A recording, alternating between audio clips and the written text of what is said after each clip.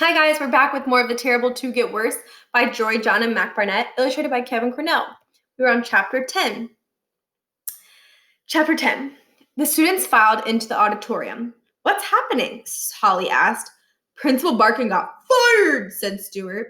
Technically, he's taking an involuntary indefinite leave of absence, said Niles. So he got fired, said Holly. What for? Well, said Miles. He nervously fiddled with the plastic bag in his pocket. Josh shoved his way into the line in the conversation. What are you nimbuses talking about? Your dad, Holly said. That nimbus, said Josh. He's your dad, said Stuart. Whatever. Everyone says I take after my grandfather. Who's everyone? Miles asked. My grandfather.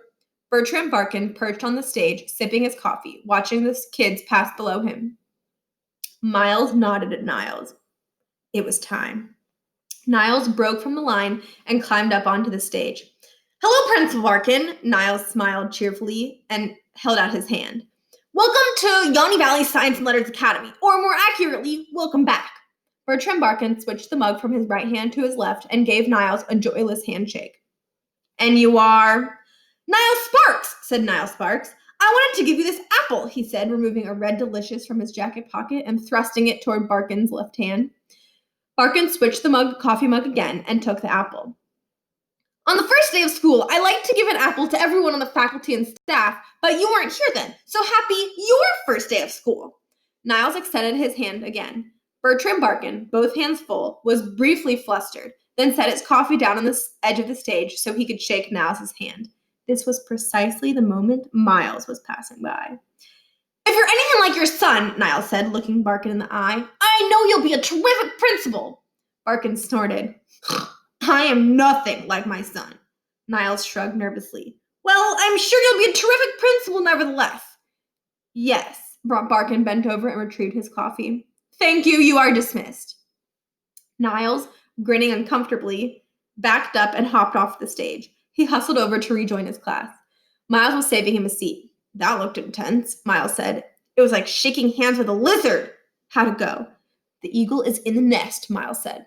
The cow is in the barn, said Niles. The cat is in the litter box, said Miles. What they meant was this. The hot pepper was in the coffee mug. Barkin's beverage was now off the charts in terms of SHUs. Bertram Barkin approached the podium. He set his mug down next to the microphone.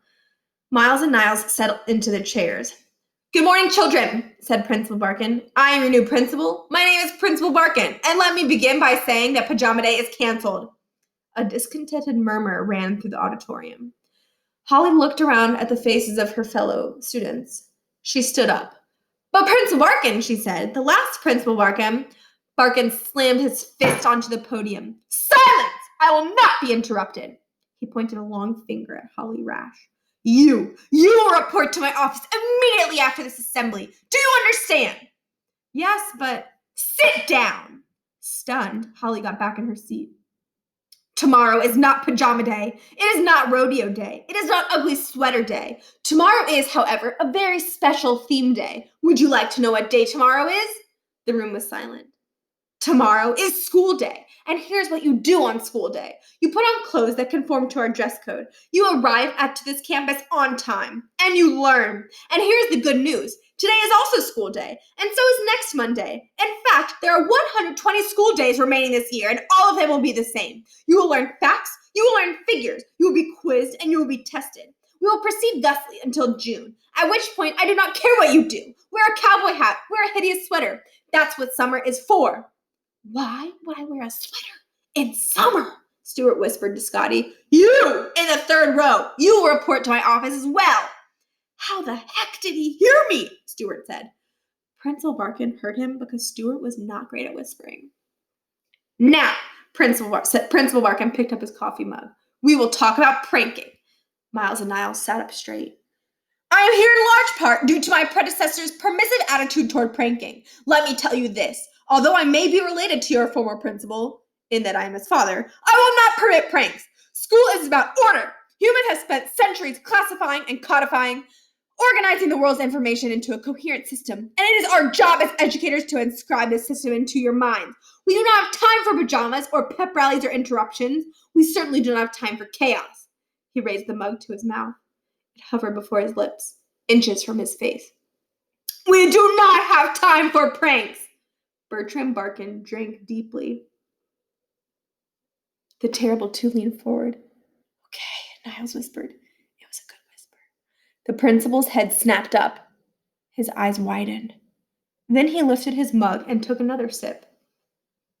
A long, slow sip. Bertram Barkin looked out at the crowd as he sipped his coffee, and when he was done, he gave a satisfied sigh right into the microphone.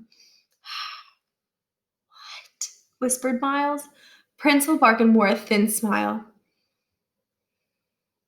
And so, said Principal Barkin, there will be no pranks. Starting today, Yanni Valley Science and Letters Academy is now a prank-free environment. This is something in which we will all take pride. It is something we will celebrate. It is something we will commemorate. Gus! Gus wheeled out a large object covered by a blanket. Today, this sign will be hung in the front hall of Yanni Valley Science and Letters Academy right next to that ridiculous and misshapen cow.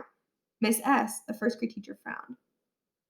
Bertram Barkin whipped off the blanket. At the end of the day, I look forward to turning over number 1. Furthermore, I fully expect we will continue turning over numbers every day until the end of the year. Now, children, you should know that I'm not a man allergic to fun. When we make it to the last day of school without a single prank, that sign will reach 119. And to celebrate our good behavior, our reformation, we will have a treat. Sammy the safety lobster will present an assembly on summer safety. There was a lot of grumbling. Silence! The grumbling stopped. You are dismissed. This is the sign he was talking about. It has been 0 school days since her last prank. The teachers, who looked almost as shocked as the students, stood up and signaled to their classes to rise. As everyone was leaving the auditorium, Principal Barkin leaned over to Gus. Barkin spoke softly, but he made sure the microphone picked up his voice. Gus, he said, we need to do something about those flowers out front. But it's illegal to pick a field violet, sir.